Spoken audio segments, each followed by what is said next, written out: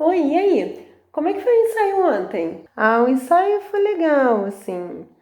João faltou, né? E o culto, como é que foi? Você tava tão animada. Ah, o culto foi mais ou menos, sabe? O líder de louvor faltou, irmã Maria também não tava. Foi mais ou menos, entendi. Mas a consagração, tenho certeza que foi boa. Como é que foi? Consagração também não foi lá essas coisas. Irmã Ana não foi. Eu fico chateada com essas coisas. Tá, mas por que exatamente você tá lá? Por que você estava nesses lugares? Tem que pensar para responder essa pergunta. E aí, você também anda cansado, frustrado? Quer responder algumas perguntas dentro de você? Vem comigo.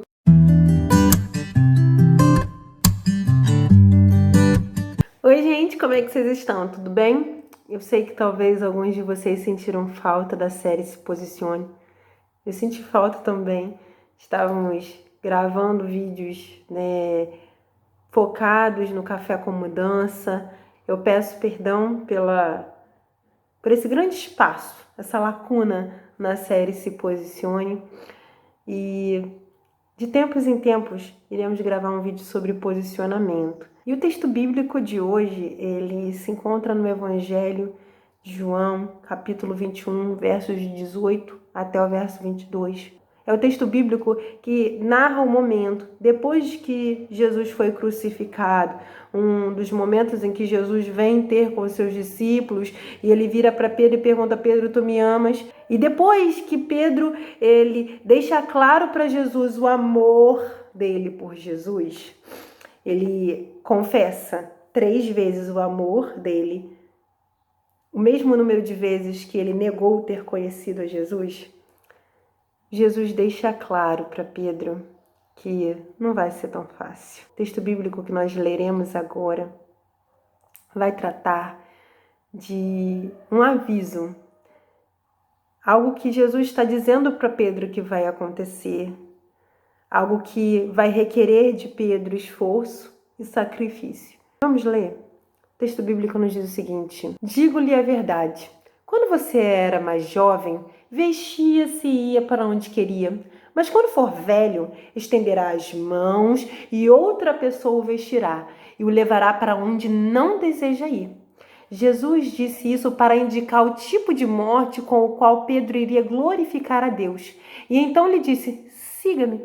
Pedro voltou-se e viu que o discípulo a quem Jesus amava os seguia.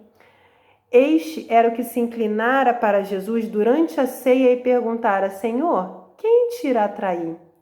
Quando Pedro viu, perguntou: Senhor, e quanto a ele? Respondeu Jesus: se eu quiser que ele permaneça vivo até que eu volte, o que te importa? Siga-me. E é interessante porque Jesus está dizendo para Pedro o tipo de morte com o qual Pedro iria morrer. Uma morte em que o nome do Senhor seria glorificado. A Bíblia não deixa claro, com riqueza de detalhes, sobre como foi a morte de Pedro. Mas o que grandes historiadores e teólogos afirmam é que Pedro teve uma morte de martírio. Pedro foi martirizado. Entende-se que é provável que a morte de Pedro tenha sido uma morte de cruz e de cruz invertida. Uma morte no ano 66 depois de Cristo, aproximadamente, em Roma, onde Pedro já estava sendo caçado por Nero. Mas eu quero te convidar a se prender ao texto bíblico, ao que a palavra diz. Jesus está preparando Pedro para o que haveria de vir. Jesus está avisando Pedro sobre a sua morte e sobre uma forma de glorificar a Deus em sua morte. E a postura que Pedro tem nesse momento é uma postura interessante.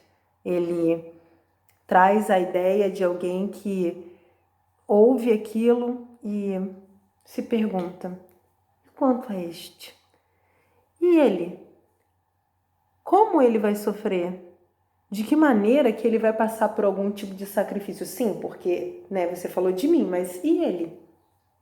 E aí Jesus vira para Pedro e fala assim: que te importa? Se eu quiser que ele, no caso João, o discípulo a quem Jesus amava, permaneça aqui até que eu venha, ou seja, até que eu volte, que João não morra, ele vai permanecer. Que te importa? Segue-me tu. Jesus estava deixando claro para Pedro o seguinte: olha, eu não quero que você fique preso a o que eu tenho para a vida de João, a como João vai morrer, ao ministério de João, a como João vai glorificar o nome do Pai. Não quero que você se prenda a João. Eu quero que você se prenda àquilo que eu estou te chamando para poder viver e fazer. Porque se você disse que você me ama e eu disse apacenta os meus cordeiros, eu estou te dizendo segue-me, segue-me. Talvez você, ao olhar para esse texto, possa pensar assim como eu pensei de imediato. Falei, gente, Pedro, olha lá, tem que ser Pedro, né? Preso a pessoas, olhando para pessoas. E quantas vezes nós não olhamos? Quantas vezes você tá no culto e você olha para o lado e fala, essa palavra servia para fulano de tal, pena que ele não tá aqui.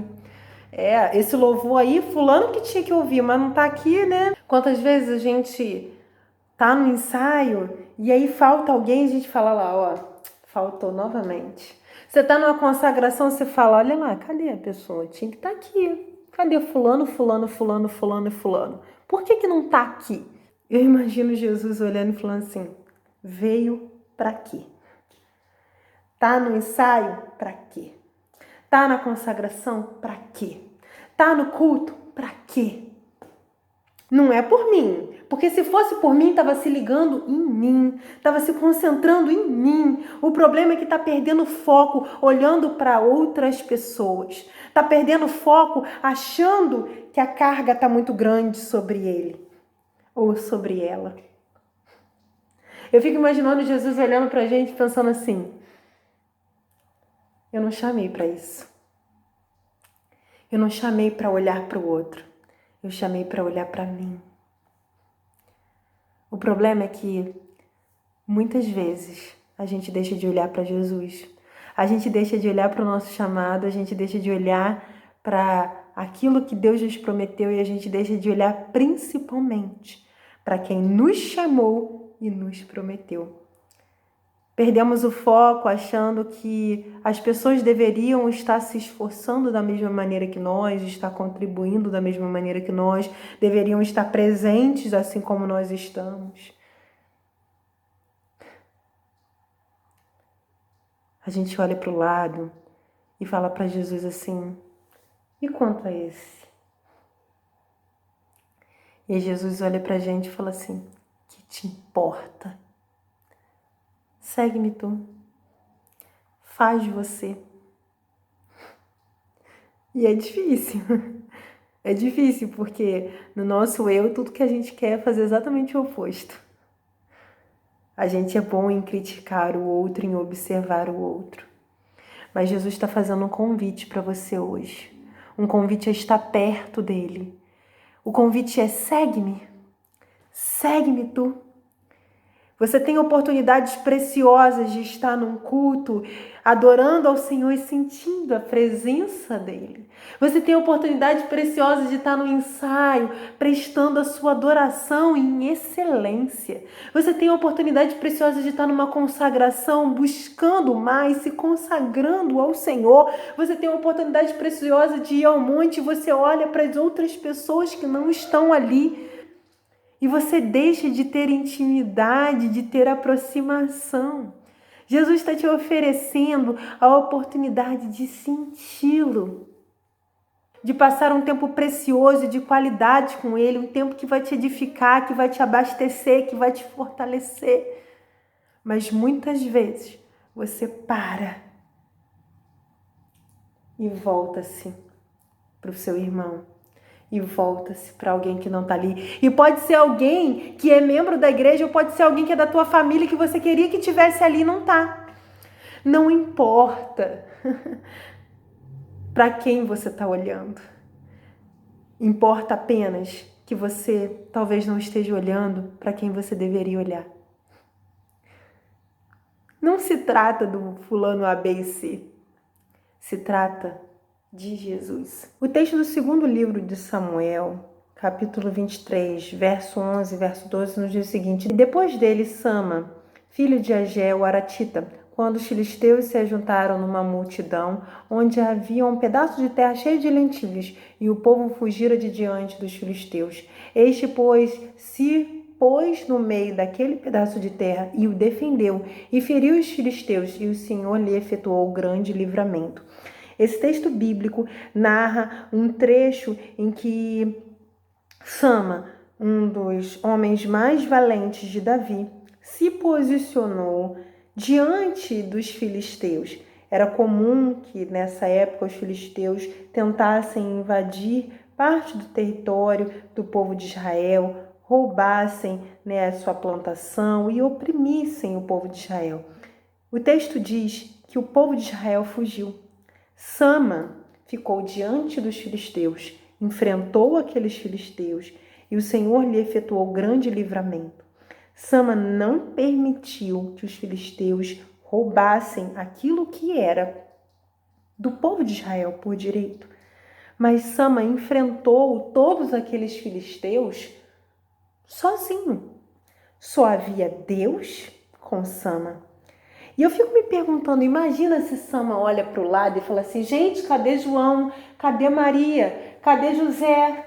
Cadê Rosicreide? Cadê a irmã Cleonice? Cadê eles? Você imagina se Sama olha para o lado e começa a se questionar, se perguntando por que aquelas pessoas não estão ali? Ele certamente teria perdido a batalha. O general vê de cima, o general tem as estratégias de batalha. Nós somos apenas soldados, o problema é que a gente não quer se posicionar. A gente quer olhar para as outras pessoas e sentir pena de nós mesmos por nós estarmos nos esforçando, pelo esforço de intercessão, pelo esforço de oração, pela presença na igreja, pelo posicionamento como talvez um dos únicos cristãos da sua família, um dos poucos cristãos da sua família. E aí Jesus está, segue-me, faz. Sama fez. Sama se posicionou. Sama não olhou para as outras pessoas, até porque se ele tivesse olhado, certamente morreria. E o que Deus tem para dizer para você hoje é, segue-me. Faz você, se posiciona você.